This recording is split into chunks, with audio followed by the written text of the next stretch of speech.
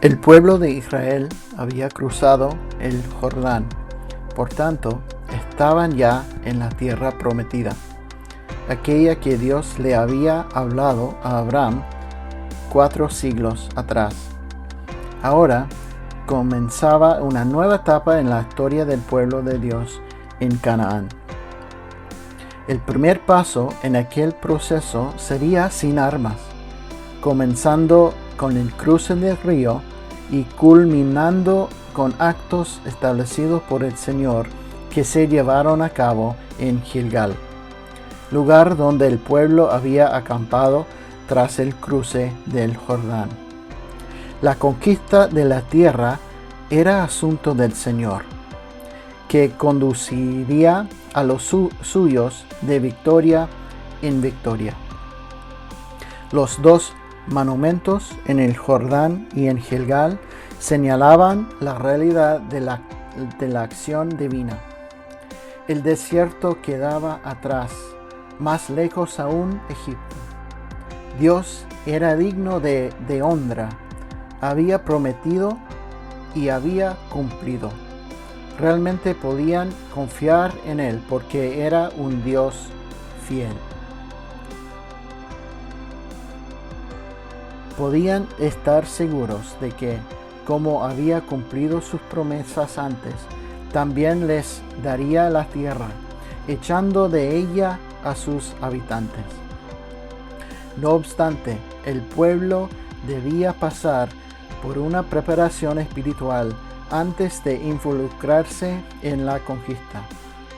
No era suficiente de ser el pueblo de Dios, necesitaban demostrar su identidad como tal y reconocer que el Señor es el que podía conducirlos a la victoria, dependiendo enteramente de Él y obedeciendo sus mandamientos. El capítulo 5 contiene mucha información importante. Hay 4 cosas principales en las que nos centraremos hoy para guiarnos a lo largo de este capítulo. La señal de la circuncisión, la celebración de la Pascua, el consumo de los frutos de la tierra y finalmente la espada del príncipe del ejército de Jehová.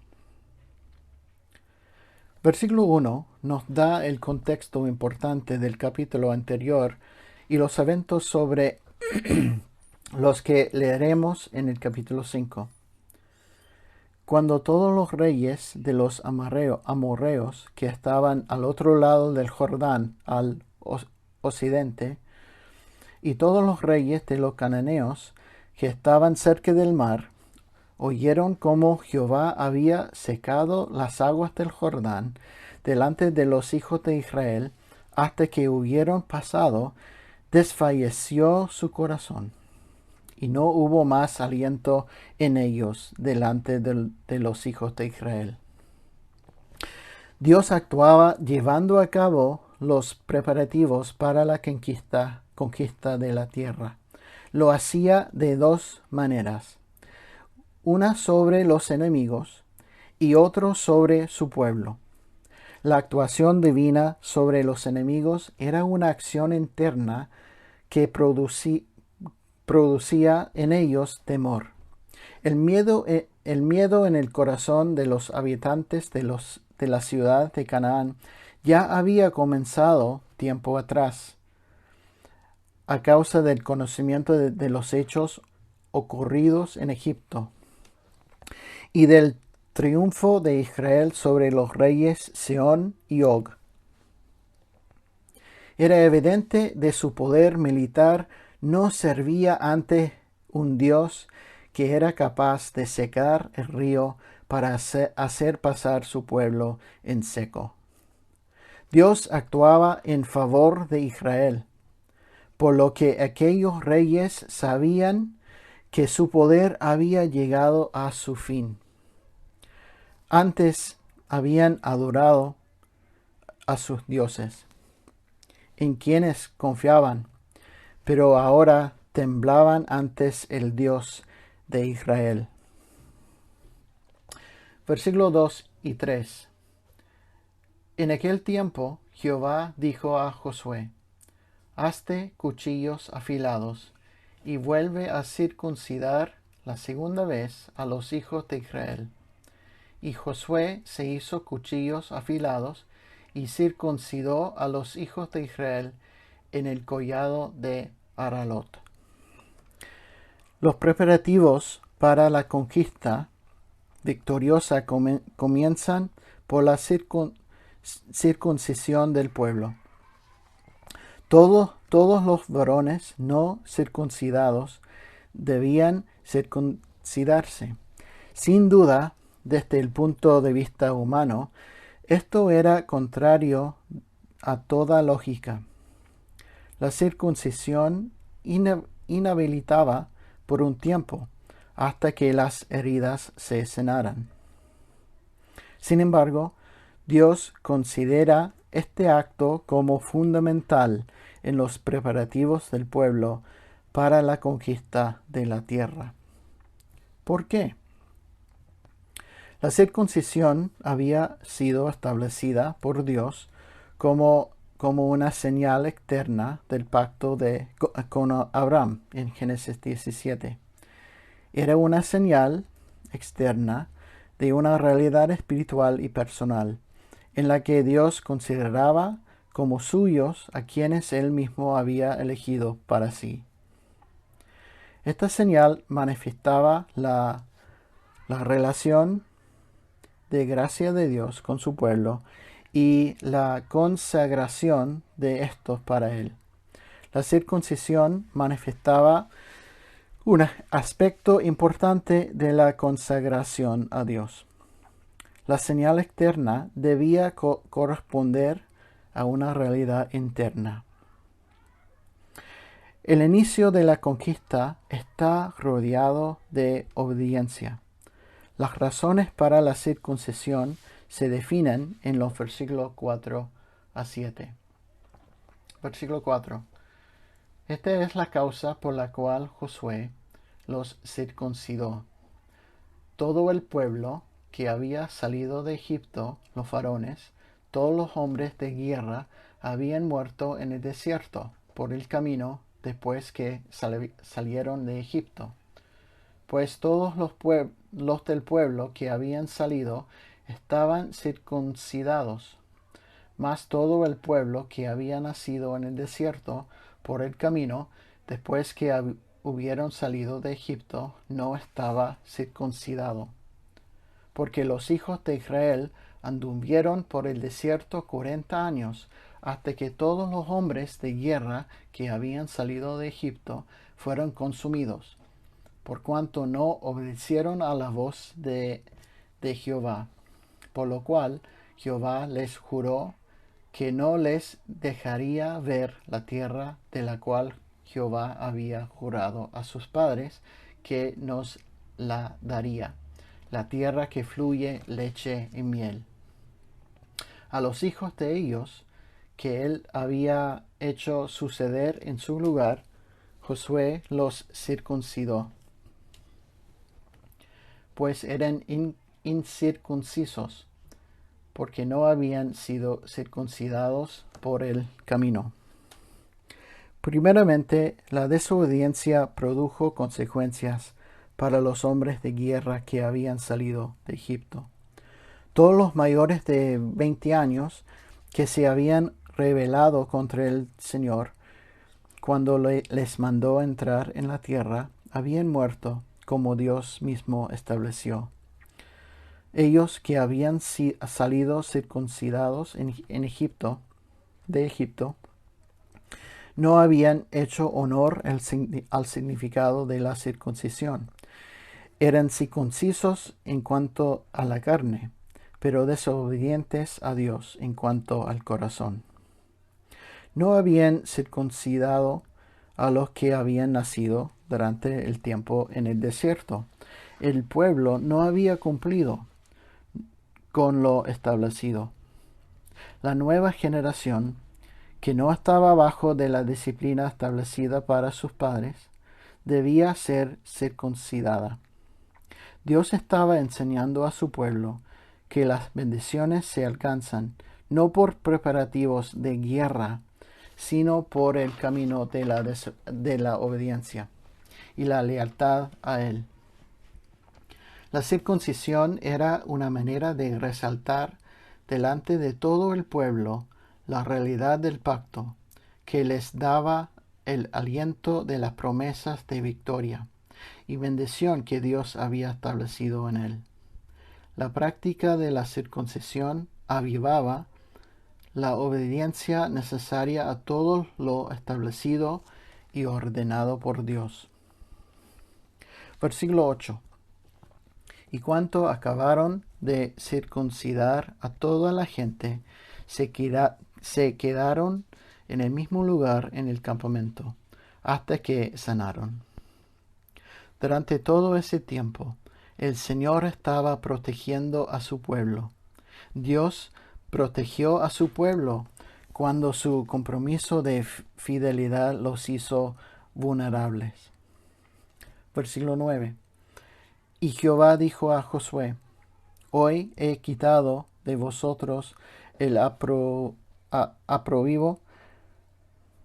de Egipto, por lo cual el nombre de aquel lugar fue llamado Gilgal hasta hoy.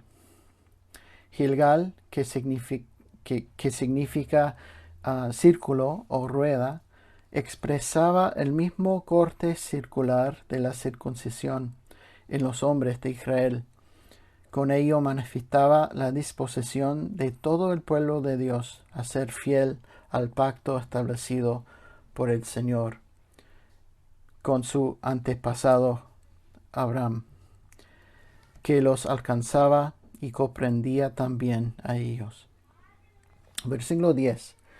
Y los hijos de Israel acamparon en Gilgal y celebraron la Pascua a los 14 días del mes, por la tarde, en los llanos de Jericó. A continuación, vemos en el texto la celebración de la Pascua. Esta ordenanza o feriado establecida por Dios para su pueblo exigía la previa circuncisión de todos los hombres que quisieran participar de ella. La primera Pascua en la historia del pueblo de Israel había sido celebrada en Egipto hace 40 años, Éxodo 12, con motivo de la liberación de la esclavitud, y una segunda se celebró en el desierto, un año después de la salida de Egipto, en Números 9.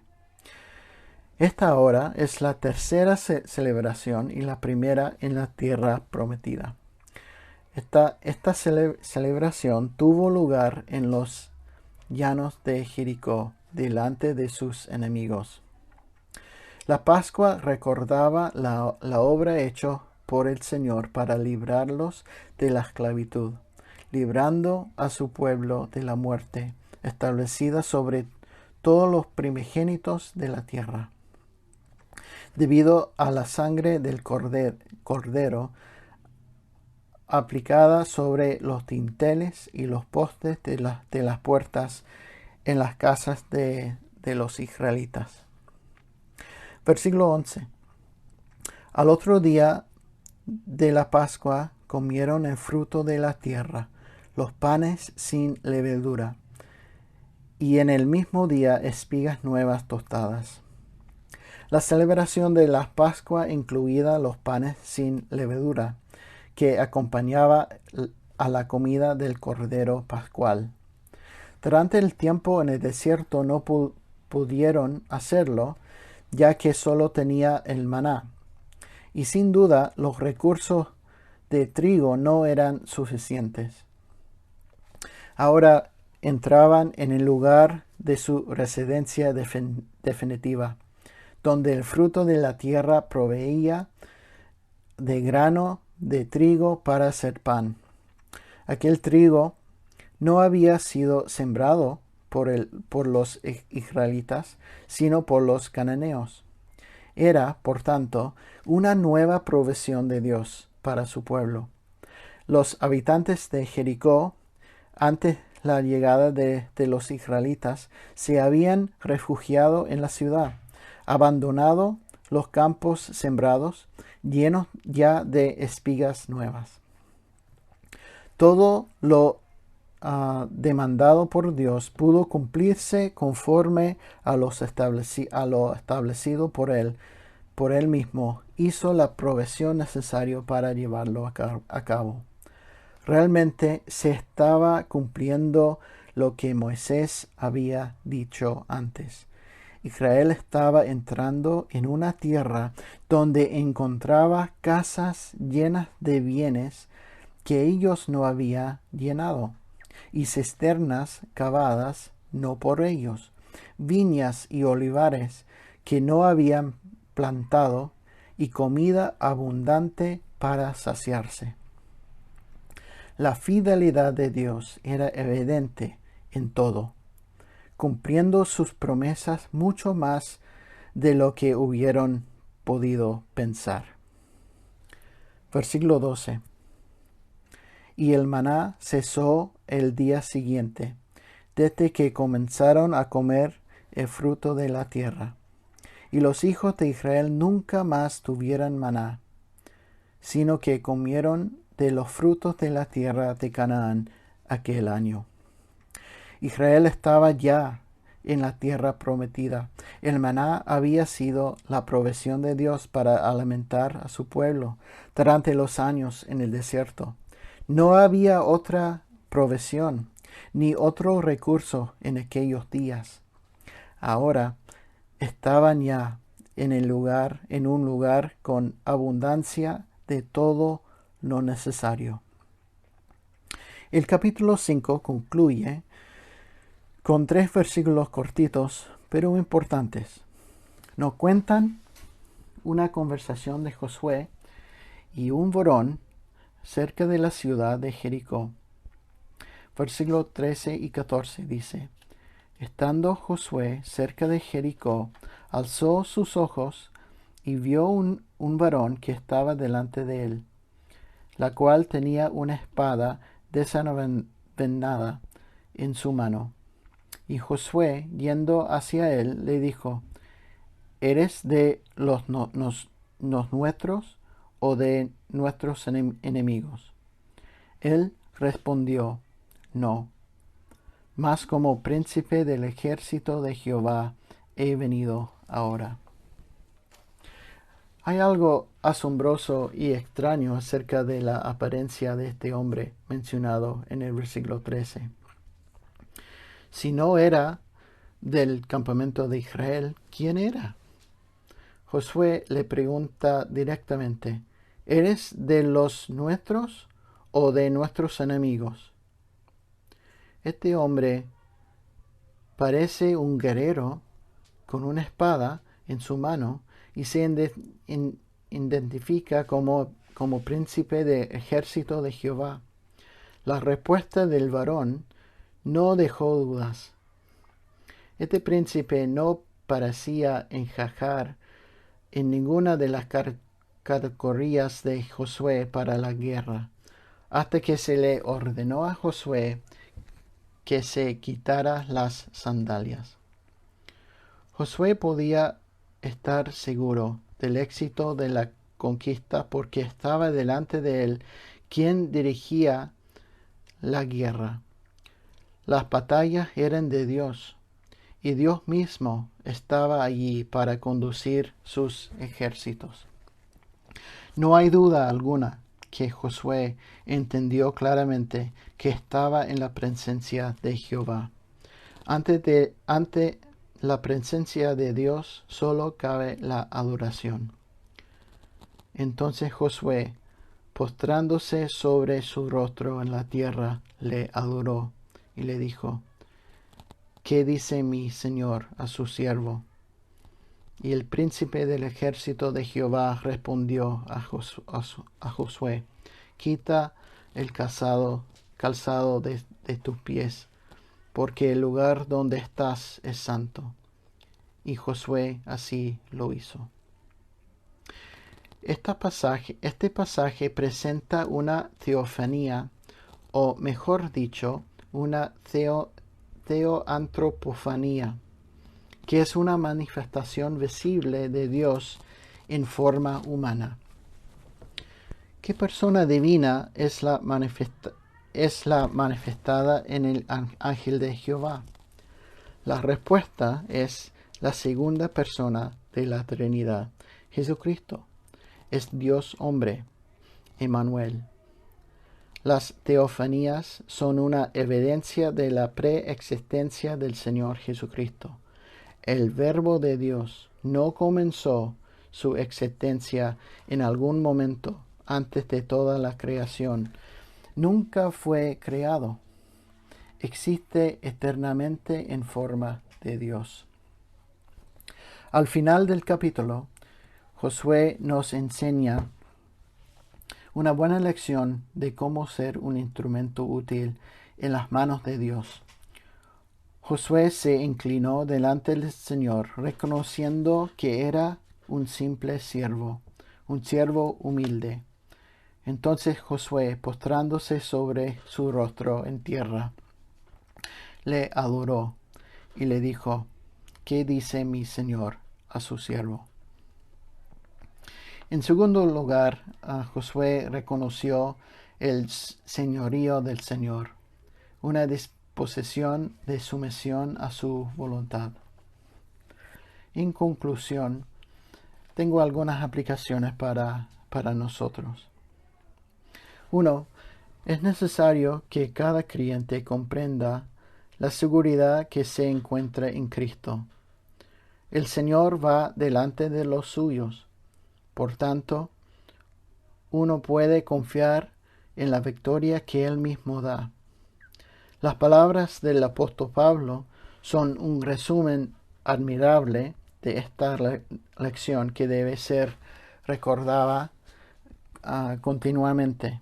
En Romanos 8:31 dice: si Dios es por nosotros, ¿quién contra nosotros?